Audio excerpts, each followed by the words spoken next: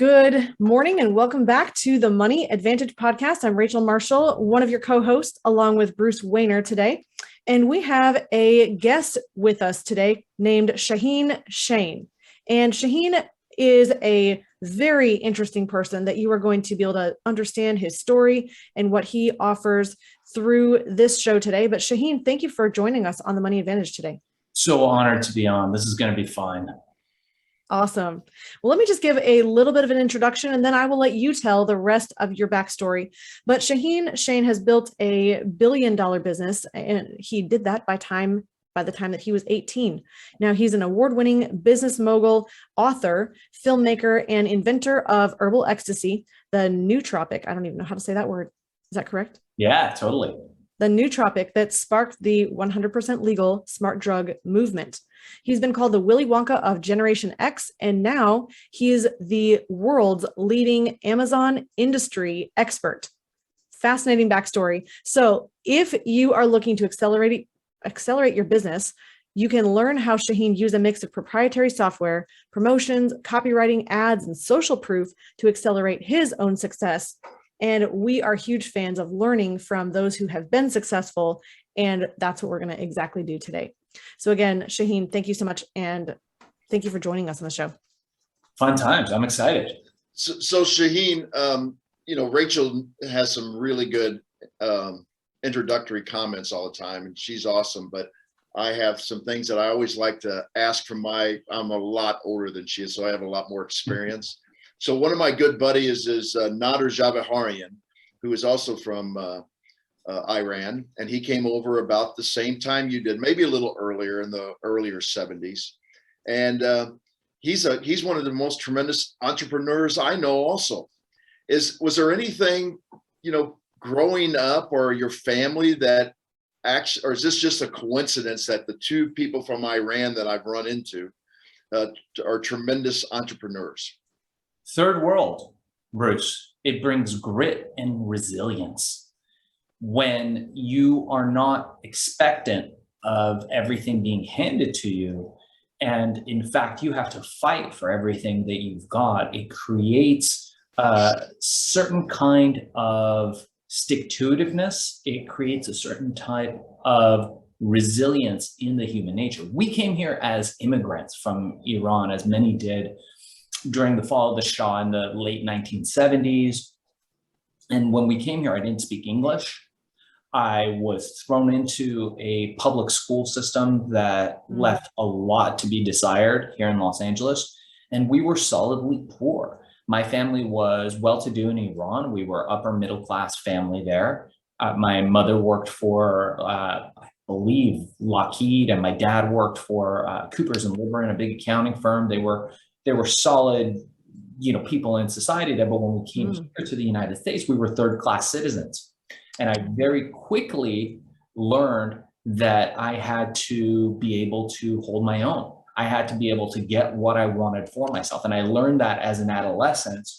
It's an interesting story.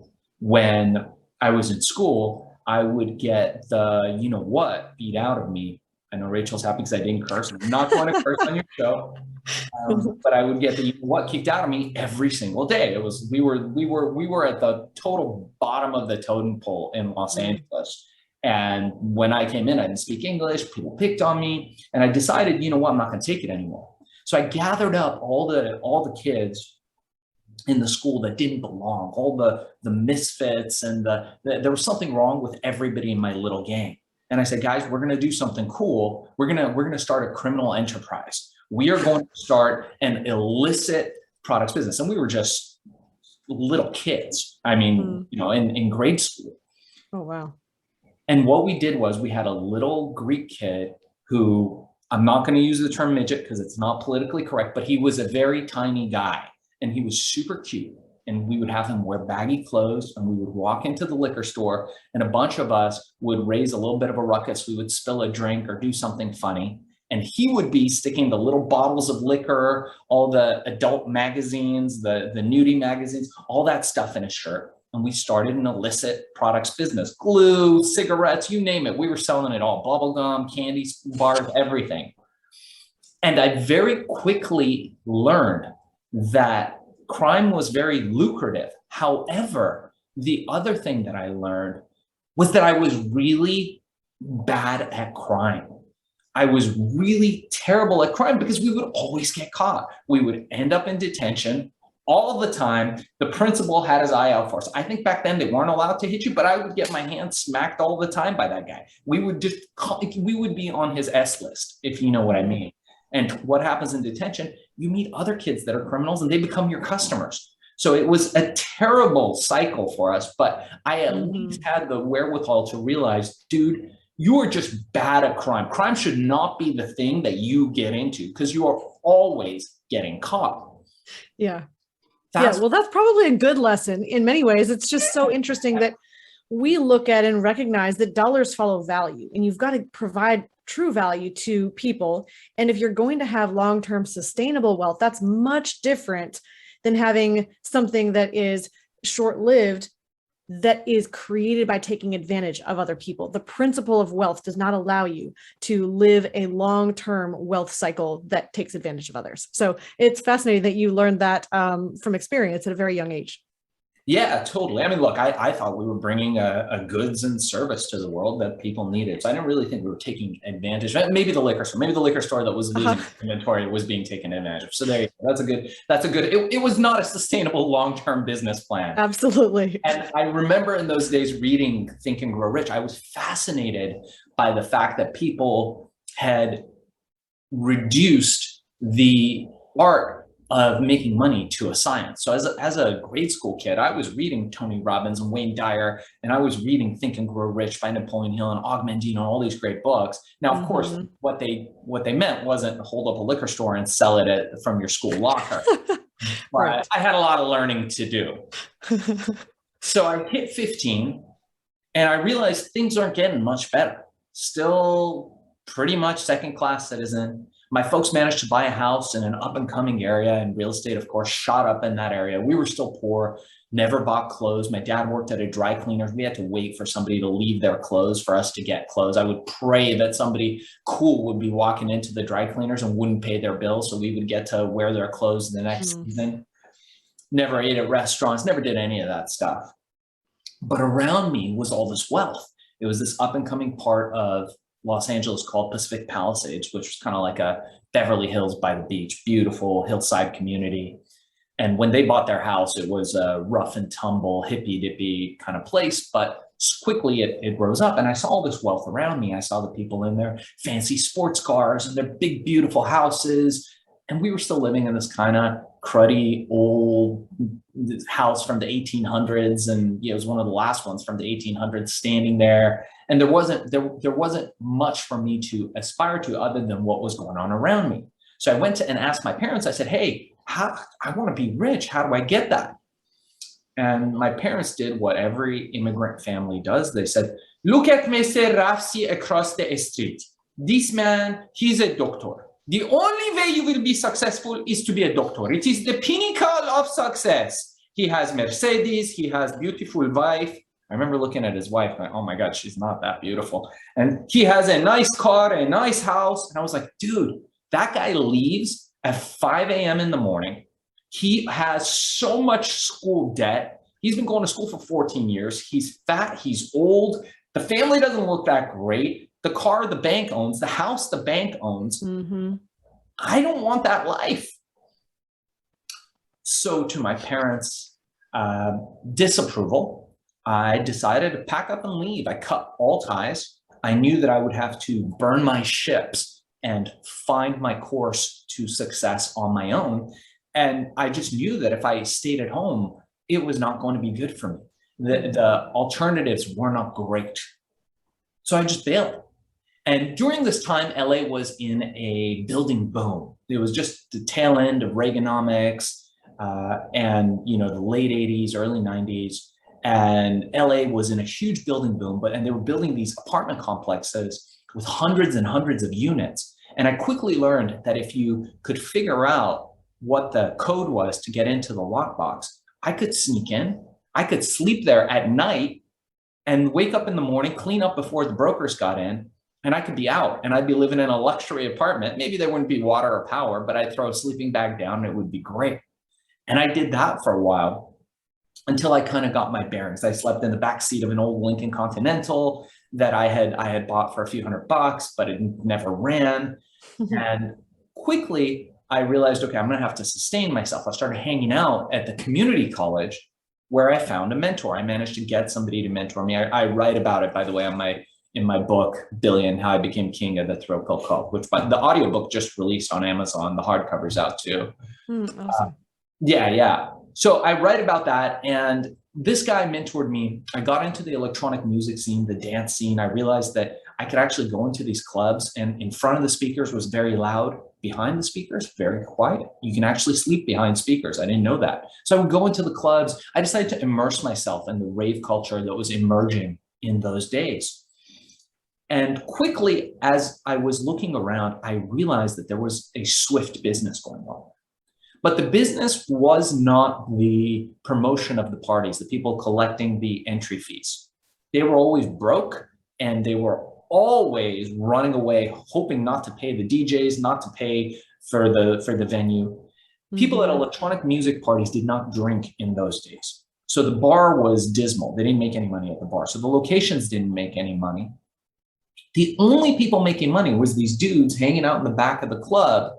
And, they had a little bit of a rough look and demeanor to them. Sometimes they had a few bodyguards. It was the people selling the drugs. One drug in particular called ecstasy, MDMA, methyl dioxymethamphetamine, the most popular party drug of all time, was legal in the 1980s and made illegal in the late 80s, early 90s.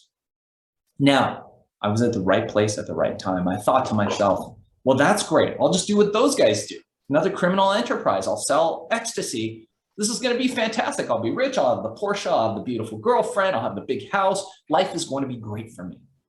But then I reflected back to my criminal activities as an adolescent, thinking, dude, have you forgotten so quickly? You are bad at crime. You, sir, are not allowed to do crime.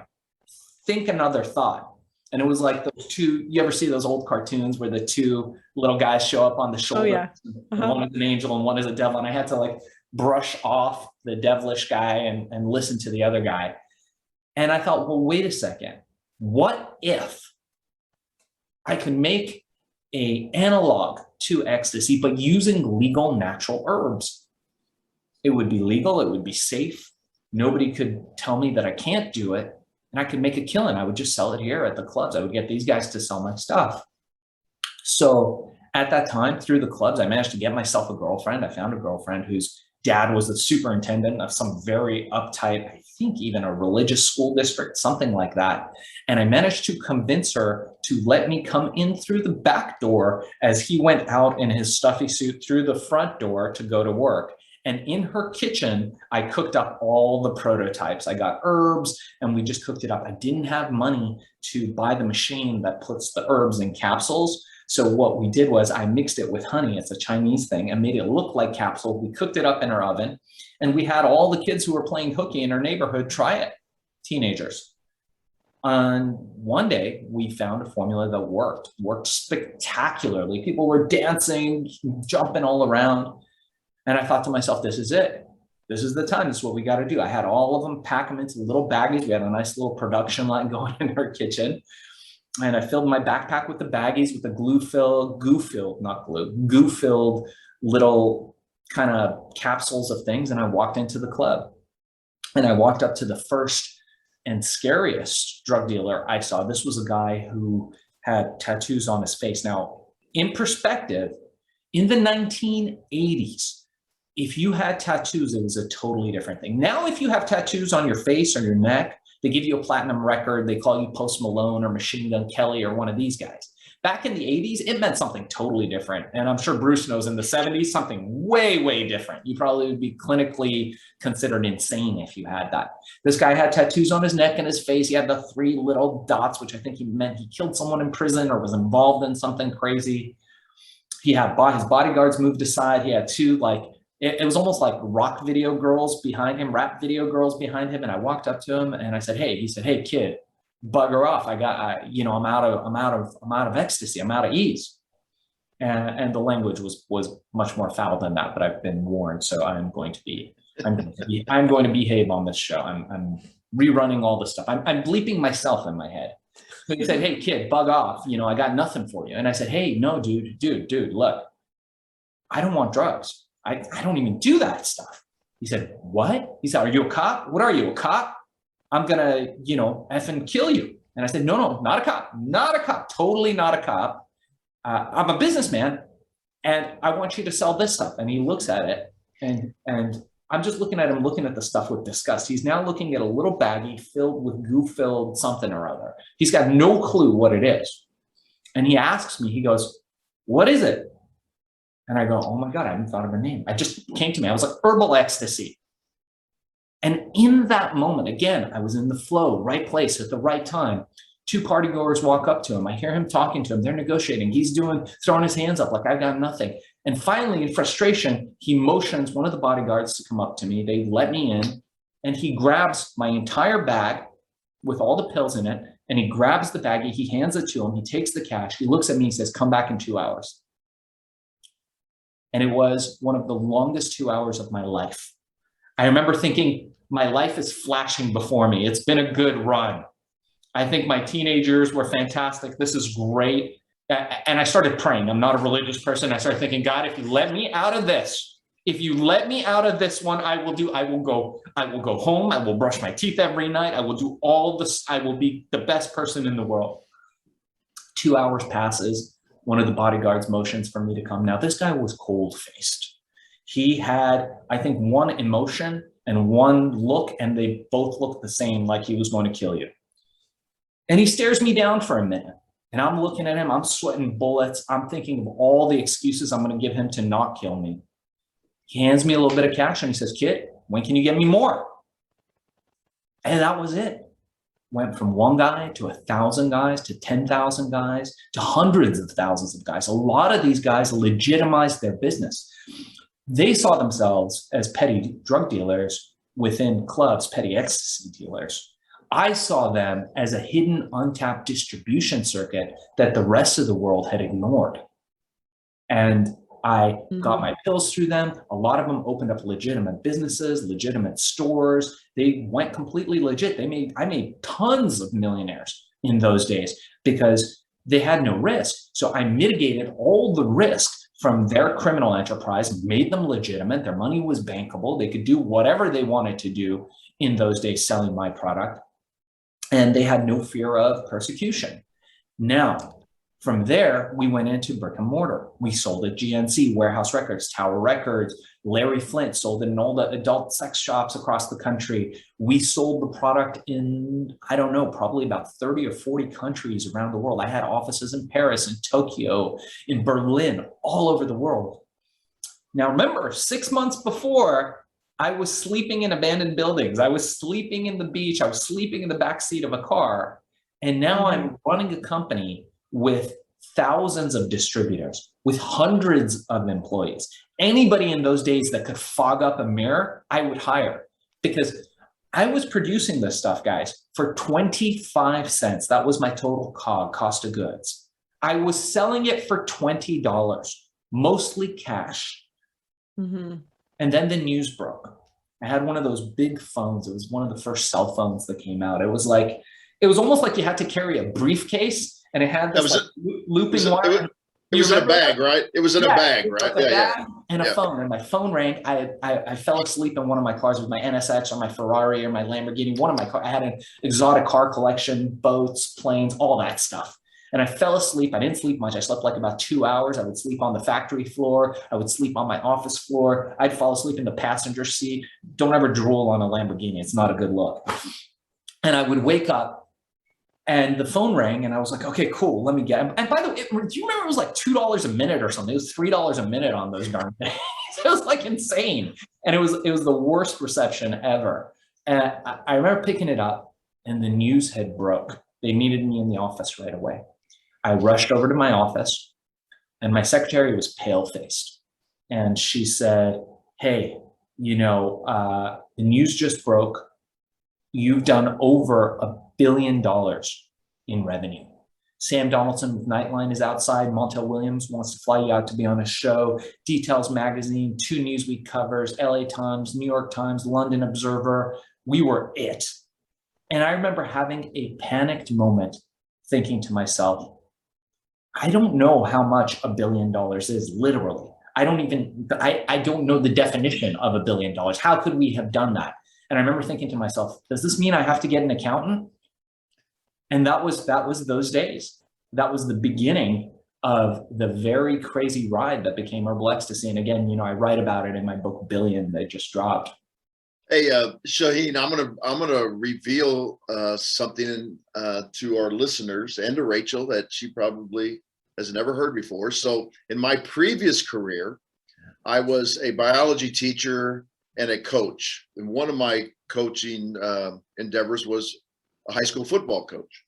And we would always go try to get better. So we would go to colleges across the nation and learn from them. Well, in the 90s, I won't mention the college, but we went to somewhere and, we were talking, and then one of the coaches said, hey, I got this stuff from GNC and it was called Crank.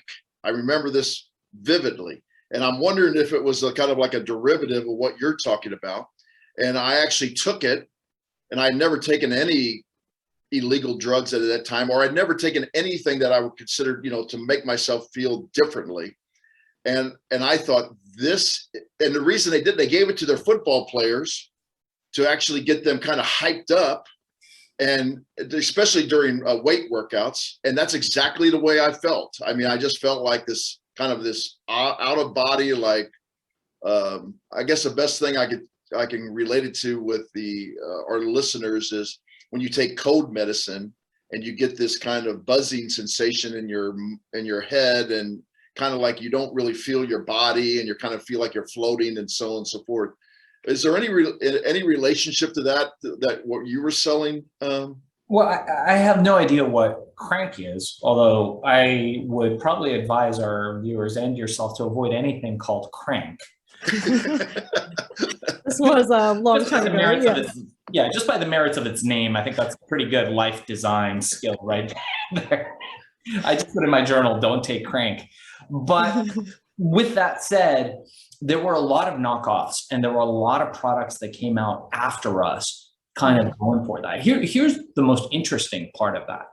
In the 1980s, one of the big pharma companies who, and I'm going to say all this is alleged, so nobody ends up suing me, but one of the largest pharma companies had come out with a drug in the 1980s to solve the problem of the baby boomers who had come out of the previous Vietnam era generation of the 60s and 70s, who were all depressed. A lot of people had PTSD. A lot of people were depressed. So they have this thing called selective serotonin reuptake inhibitors, SSRIs. And there was a very popular one. I won't mention it because I believe it's still in use today. Worked very well, apparently, allegedly, for depression for that generation. One problem, and this was one of the most successful drugs of the era. Anybody in that era knows everybody was on it. It led to something in the 1990s, which was male erectile dysfunction and female sexual dysfunction. But I don't want you guys to worry. This same benevolent pharma company, allegedly, had designed a separate blue pill, a beautiful blue pill that solved that problem. Now, I'm not exactly sure what the definition of a racket is, but this to me might fall under that category if, in fact, this is what allegedly happened. Now, their plans were going really great. They had spent a couple $2 billion developing this drug.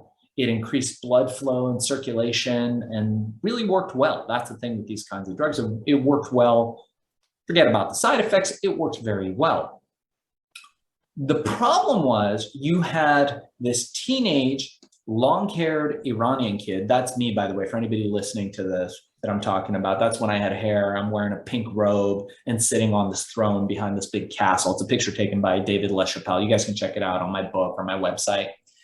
And what they didn't anticipate is this teenage kid selling over $1 billion of product. Now, maybe that wouldn't be such a problem. Only people were taking it to a great degree for that same effect, and it worked as well.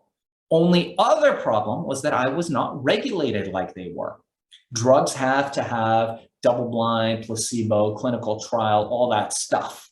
We did not. We could just make a product and sell it. That was it. And I had no red tape. I had no C-suite executives. I had no board of advisors. I was it. My math was simple. Make it for 25 cents, sell it for $20 all day long. People didn't need a doctor's prescription for it. So we were huge. Now imagine how that big pharma company felt and what they did. They pulled all the levers that they could. They got lobbyists, allegedly, everything I'm saying here is alleged. They got lobbyists to go to the government. They instituted a new head of the FDA with the approval of the president at that time. And that guy went on national TV on Sam Donaldson's show and specifically mentioned us and said that we were one of his main priorities. And this is on YouTube. You guys can watch the footage of it. So we became public enemy number one as far as these things go. But the problem was that they had no precedence for banning us. There was no legal imperative that they could follow to take us off the market. And moreover, our products were safe. They didn't injure anybody. They didn't hurt anybody. Nobody was getting hurt. They didn't know what to do. They were panicking. On one end, they've got the lobbyists from all these pharma companies coming after them saying, hey, get this kid out of there. And on the other hand, they've got their three-letter agencies, all the three-letter agencies saying he's not doing anything wrong. That's fascinating. I mean, it's interesting. You're definitely in a space that's not something that we talk about on a regular basis. And it's just really interesting that you found a interesting way to penetrate a market and not be doing anything wrong at the same time. So fast forward us, we're getting towards the end of our time here. Fast forward us through what was the end of that, and how have you transitioned into selling on Amazon, which also probably seems to any listener, how is this related in any stretch of the imagination? But I would like you to just kind of share, how did you make that transition to Amazon? Why are you working with Amazon today? And how do you help people with that? Excellent question. So after that, I went on to solving the problem of vaporization. I invented all the technology that became vapes. I realized one of my superpowers is spotting trends, finding niches, dominating those niches. And I've got a very simple formula. I'm happy to share that with any of your audience. After the whole vaporization thing and the technology that I built, the book that I wrote became the forerunner to all the vape technology that you see today. That company went public. I exited. Was a fairly lucrative exit for me again. And I went on to developing another nootropic brain supplement called Accelerol, which is still available on Amazon. It's pretty good. There's one called Accelerol and another one called Focus Plus. But in those days, it was $120, a lot cheaper now. In those days, I thought, man, I got to figure out a way to sell this stuff. Well, there was this little nerdy looking Silicon Valley guy named Jeff Bezos. You could email him and he would respond. Bezos was not the bulking stud of a dude that you see now on TV. He was a nerdy little guy, or at least we thought, who had this little company, and he opened it up. He opened it up to third-party sellers to sell whatever he wanted to. And we heard through the grapevine that Bezos was opening up the platform. I thought, yeah, you know what? Let me give this Amazon thing a try. This could be interesting. And what year was this? This was probably somewhere around 2008, 2009, something like that. Okay. So I listed Accelerol on there, went to sleep, woke up in the morning, and we had thousands of orders at $120 a piece, just for me listing it overnight. And I said, holy canola, I need to learn more about this Bezos guy. And as I dug deeper into Jeff Bezos and Amazon selling, I began to realize that this guy wasn't a chump. He wasn't just the little nerdy guy in a room sitting on some cinder blocks and a wood door making that his desk. This guy was a titan. We just didn't know it yet. And he had brought cheap money coming from Wall Street into Silicon Valley and had been fostering those relationships, fostering that money, bringing in some of the best people in the industry, poaching people allegedly from companies like Walmart and from other big retailers to build up his distribution. This guy was going to build the world's biggest e-commerce platform, just like Piggly Wiggly did for retail back in the day. You know, you used to have to walk into the general store before our time, and they'd be like, what do you want? Milk, bread, beer? Great, here you go. They put it in a bag and give it to you. Piggly Wiggly came in and said, nope, we're building shelves. We're going to let brands compete against each other. We're building these things called shopping carts. And pretty soon the guy sitting in the general store was looking out his window, smoking his Winstons or whatever it was that they smoked in those days, looking out going, hey, what's going on there? Watching all his business go away. And that's what Bezos did. And I decided that I was going to master this platform. I put all my chips in on Amazon and we learned. People started coming to us. They started saying, hey, man, this is cool. Can you do this for me? And I said, sure. They're like, what do you charge? I'm like, I don't know, but it's a lot because we're making a lot. So for me to take time. And then eventually we built this course because I wanted to empower more people. In our agency, we do have an Amazon agency where we'll do the work for you and get you to #1 and get you reviews and ranking and all that stuff. But outside of that, people were coming to me, people like, just like us, normal people, saying, hey, I'd like to start an Amazon business. I'd like to have a business that can bring recurring, predictable revenue. So we created the Amazon Mastery course. It's FBAsellercourse.com. And by the way, with your permission, for any of your viewers and listeners that are interested, you can go to FBAsellercourse.com. We'll include it in the show notes, or ShaahinShan.com. Or you can email me directly. I've got a 1-hour course. It's a crash course, A to Z, everything you need to know to sell on Amazon, how to find a product, identify a product, how to get it listed on Amazon to the top of the page, and how to sell that product on Amazon. It's normally $200. Anybody who mentions the money advantage, I will give it to you for free, zero, no credit card needed, no obligation. If I can inspire you to make money on the Amazon platform, to think foundationally, to build recurring revenue streams like cash flow positive real estate, investments with compounded interest, having e-commerce businesses, not just on Amazon, but eBay, Etsy, Walmart, Wish, all these beautiful platforms that are opening up. I truly believe that we are in one of the greatest times of wealth and prosperity. And while we've gone through a terrible last couple of years, now is the time where more millionaires and billionaires are going to be made. And the e-commerce platform that's going to make those millionaires and billionaires in our time is going to be Amazon. And everybody has access to it. It costs little or no money to start an Amazon business. And I teach people every day how to do it and to eventually get around the #1 failure that most aspiring entrepreneurs make, which is selling their hours for money. It is the kiss of death.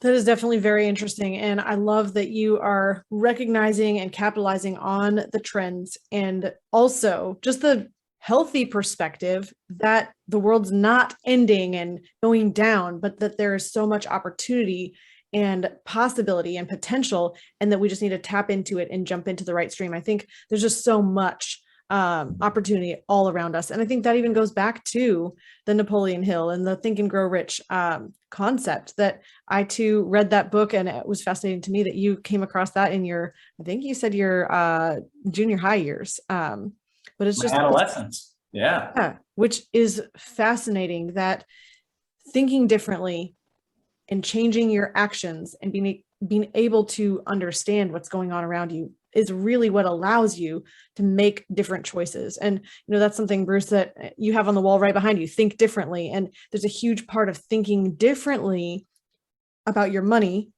and thinking differently. Not only, Shaahin, you're talking about the side of creating the money in the first place.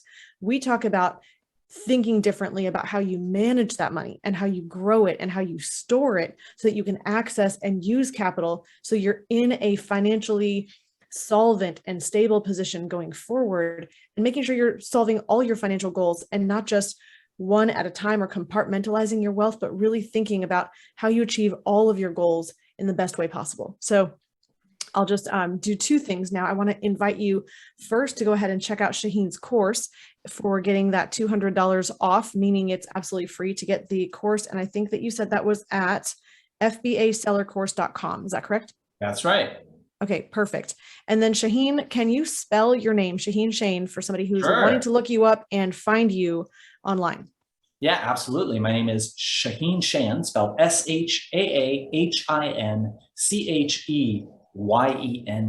And my website is shaahinsheyen.com, or like she said, fbasellercourse.com, or I'll give my email out. I get to email 0 every day, thanks to David Allen and getting things done. I get to inbox 0. You guys can email me directly at darkzess@gmail.com and just put the money advantage, send me the free course, and I will send it to you. Awesome. Well, thank you for joining us today. And if you are listening, I would encourage you to reach out to Shaahin. I know that you are speaking about creating wealth. You're talking on large stages. You're really being able to help people think differently about creating their capital in the first place. So go check him out. Thank you for joining us on the show today. And if you're in a position of saying, I would like to think differently about managing the wealth that I have and figuring out how to store that better in safer, more liquid, more accessible locations so that I can access capital, create a legacy for my family, be in a financially stable position, I encourage you to go to themoneyadvantage.com. You can book a call directly with our advisors there. You can ask any financial question. We have about 4 years worth of blogs and content and podcasts where we're answering financial questions that are deeply relevant to you as you are truly seeking to build wealth, not just a high income. So thank you so much for being with us today on this show. Shaahin, it's a pleasure talking with you. Thank you for sharing your fascinating backstory and what you're really doing that's powerful in the world today. It's been super fun. Honored to be on. Thank you for having me. Awesome. In closing, please remember success leaves clues. So model the successful few, not the crowd, and build a life and business you love.